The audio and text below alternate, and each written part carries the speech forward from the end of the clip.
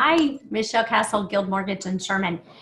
We have been talking about the importance of really diving into your numbers, really looking at the data and making some decisions moving forward based on what you know from the past.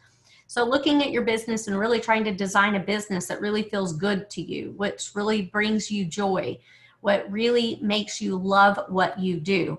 Living a life you love is all about living a life you love holistically, meaning at work, at play, at home, and making sure that you're having some fun everywhere you go.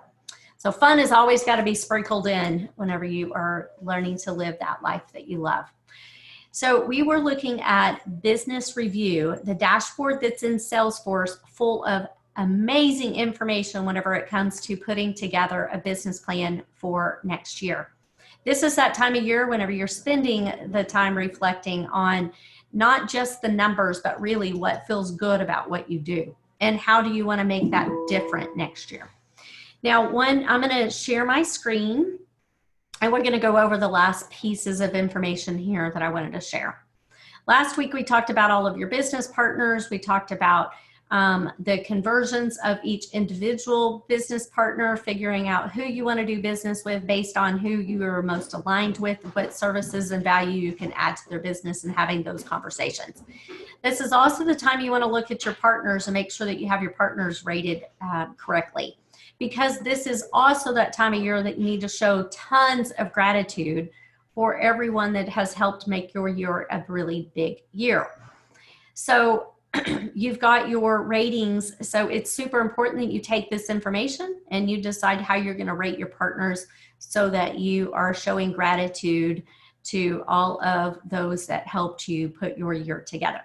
Now, the other thing that is super important, and the one thing that I've been focusing heavily on in 2020, I wanted 55% of my business to come from my database or my sphere of influence outside of of realtors and builders. I really wanted to love on my database in a big way and make sure that my database, my raving fans, was the force and the energy behind my flywheel. So when I put my business plan together for 2020, and I'm happy to send you a copy so you can see what that looks like. The business, I really wanted more than half of my business to come from outside my sphere of influence. So this is where you go to see, here's leads by leads by source, and here's funded by source. And you can sit there and dial in and look and see what leads came from where. You can also figure your conversion so you can see which lead source converts the best.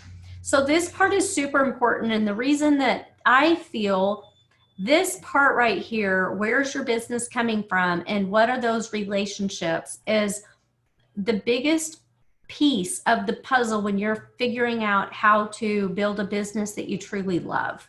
Because where your business is coming from and who you're dealing with on a daily basis matters. Obviously, the happy part of the business is working with someone who already thinks that you are just the greatest thing. And they tell all of their friends and family that you're the greatest thing. And if you spend all of your time and energy focusing on making the wow for those people, just think they may or may not be working with a realtor that you've worked with before. And if they're raving about you to their realtor, then you have an opportunity to pick up a relationship that is already a sealed deal if you do a great job because you were referred to them by someone who believes in you. It's kind of the reverse of what we were all trained to go after the realtor and let the realtor sell their people on you. When the reverse happens, it's pretty magical.